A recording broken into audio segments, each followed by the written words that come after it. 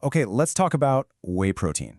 You've seen it absolutely everywhere, right? Giant tubs in the grocery store, shakers in every gym, and it's mixed into countless health bars and snacks.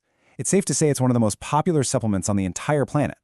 But with all that popularity comes a lot of noise, a lot of different claims.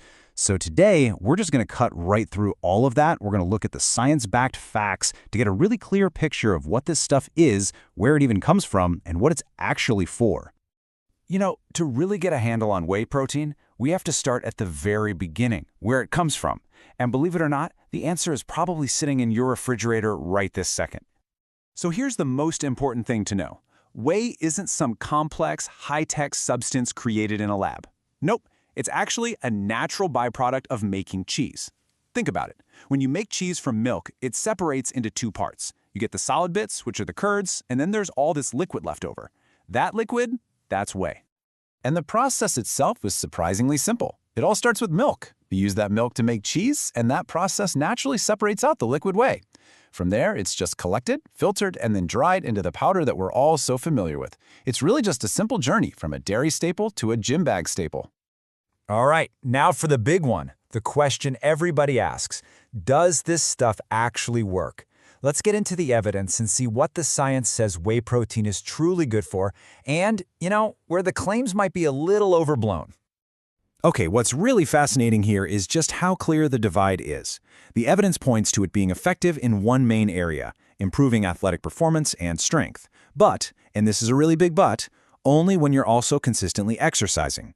On the flip side, for a lot of other really popular uses, like for COPD, osteoporosis, weight loss, or diabetes, well, the science just isn't there yet to back up those claims. So, whey is generally safe for most people when you take it in the recommended amounts. But here's the catch. Taking high doses can come with some side effects you'll definitely want to be aware of. This is a perfect example of why more isn't always better. If you start overdoing it with the whey protein, you might run into some pretty uncomfortable issues, especially digestive stuff like bloating and just general stomach cramps. Some people also report things like nausea or headaches. It's a really good reminder to just stick to the recommended dose. Now this brings us to a really crucial part of the conversation, because while whey protein is fine for many, there are some specific groups and situations where you need to be cautious, or maybe even avoid it altogether. And the guidance here is super direct, no gray area. For pregnancy and breastfeeding, there just isn't enough solid safety data, so the recommendation is simple. Stay on the safe side and avoid it. And of course, if you have a known allergy to cow's milk, whey protein is a definite no-go, since it comes directly from milk. And it's not just about allergies or life stages either. Whey protein can actually interact with certain medications.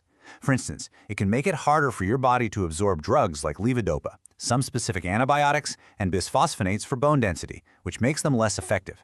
But the good news is, as you can see from the recommendations, you can usually get around this just by carefully timing when you take your whey and when you take your medication. So, we've gone through where whey comes from, what it does, and what to watch out for. Let's try to boil all of that down into the most important things you should probably remember. First off, what's a typical dose? Well, in most of the studies, adults are using up to 30 grams a day. But, and this is important, this is not a one-size-fits-all number.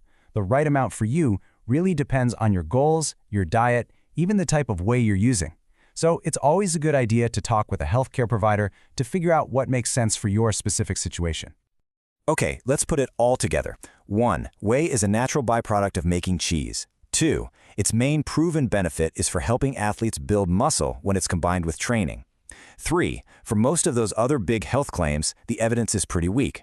And 4. It is super important to be aware of side effects and potential drug interactions. Really, it's best to think of whey as a specific tool for a specific job, not some kind of magic cure-all. And all this kind of leaves us with a final thought to chew on. With so much focus on supplements like whey, are we sometimes getting distracted from the real foundations of health? Things like a balanced diet, consistent exercise, and good sleep. It's just worth asking ourselves if we're always focusing on the right ingredients for a healthy life.